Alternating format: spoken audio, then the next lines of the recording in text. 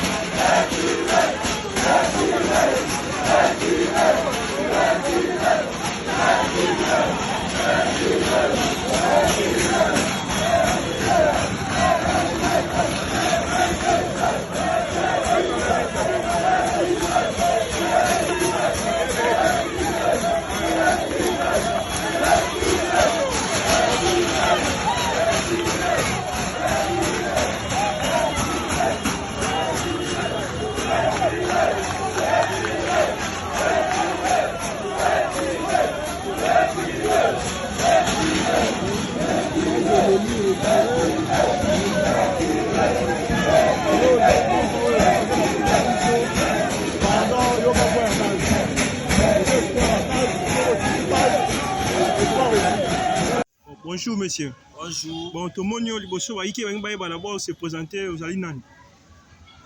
Nous se présenter, je suis ex-membre du comité national de l'UDPS à commission de discipline. En étant ici fondateur de la Ford Progrès pour Marie Fox Polo.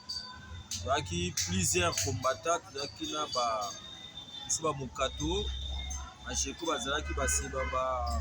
Fabrice, Bonika Longi. De former un mouvement, on a plusieurs combattants, c'est inutile de citer même les noms. Et de ça qui force. La personne, je suis membre du comité national de l'UDPS à la commission de discipline. Maire de la messe, c'est la discipline. Fort du progrès, tout soutenir. Bon, président Mokato, tout le monde, bon, question à Bisso, ça tout le monde, ici, Bisso, qui n'a les tendons, qui va lobby, du progrès, Bokenda, qui va tomber, va piner, na Kingaba, vous soutenir président Jean-Marc Kaboun, Bobi, Félix Ibosso, Jean-Marc Kaboun, Nassima. Mais en tant que pionnier, tant que fondateur, Fort du progrès, au lobby, Nini. Bon, on a une opinion internationale locale où ils ont passé. Na kati ya parti na biso UDPS inacceptable. Ce monde. Et puis na parti de respecter la statut na règlement. Mais eux ils ont marre d'appartenir aux choses contraires. Pour vous dire, situation zole que les gars na Kingabwa bato ba s'engager kikuna biso Ford pour eux tozoe babangoti. Les gens débauchés.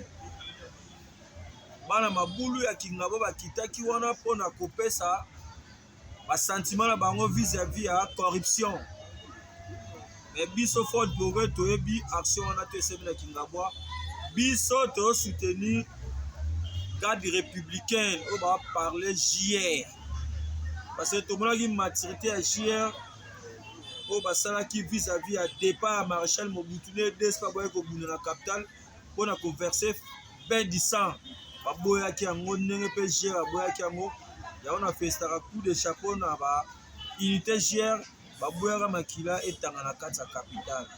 Lelo coalition ezalaki entre FCC cash et ko se diviser à cause des individus. Yango to se bino ke na bolia ki biloko mwa bo comparer mbam. Dans la place meni bino na ba sentiment. So moni passe au kota boloko, au kota ba prison, on se réserver. Donc, on a un monde où on a un sentiment.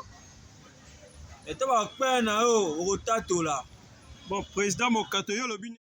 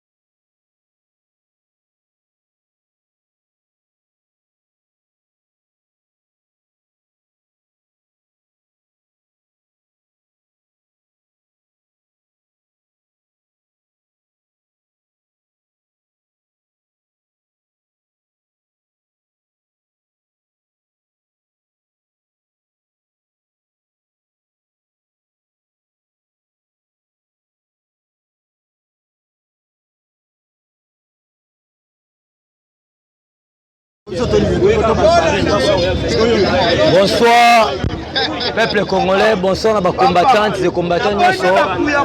Awa toali na base, la 10e rue. Par rapport, il y a information aussi que le premier vice-président de l'Assemblée nationale, la Combo ya Chama Kabunda Kabunda démissionné la poste naé, ils allaient faire news, fausse information.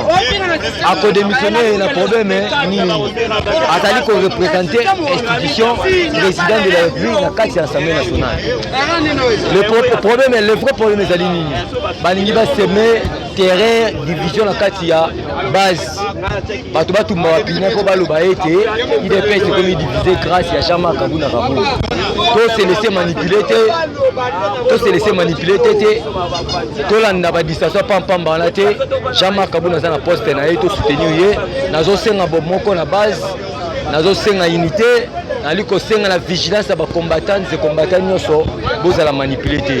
Il y aura un moment opportun où mon conseiller du Sogoloba pour nous éclaircir Marambo et Salamaki pour le mardi. Je dis et je vous remercie. Bokoto, sénateur Gabi, président Djabo de l'UDPS, le général fantôme de la France du Progrès, le guide suprême conseiller par du chef de l'État en matière de diabolisation. Awa wana moi lombangu na méchant nyonso. Na lobby ba spectacle au bino ko commencer la biso. Ba spectacle wana bokeba na bino. Keba Kabund. Au moment où je remercie IDPS. Je remercie mon Konzamboka Benga. D'entrée de jeu dans une déjà par la entre toi Kabund et le chef de l'État, le choix est clair. Teka ngola mutuna yo. Ko kansate ke ba combattre ba ko maka jour moko pembe à Félix ba ya ka pembeni na yo. Wana kutu ko mi constater. Toyebi que aux oppositions ba petit moko ba mbolo moko bo pembeni na yo. Pour moi ko contrer biso boko kate IDPS za machine. Soko teka IDPS mo Congo. Awa ba gérero ba kinda kuna pa na yo ba keko kuta arme na kata ndako na yo. Ici c'est la démocratie. Okole karaba. Démission dans l'Assemblée nationale pour trahir biso. Yeba yo ko kabiso te. Bino petu ba mbolo moko boy. Bozalaka na eteni longono. Bonjour, ça dépend de l'heure que vous allez suivre la vidéo, partager la vidéo. Ce que vous venez de voir là, comme quoi le président Jean-Marc vient de démissionner, et ça fake news, va pirater continuer, pas mal intentionné, le président est bel et bien dans l'institution, est bel et bien le président du parti. Maramno Soana, Eza Maramwalo Kuta, bon la mermoté, bon décourager, Eza, l'adversaire va décourager du saut. Bon, ça la morale aux aguets, combattant vigilance, que le président est bel et bien là.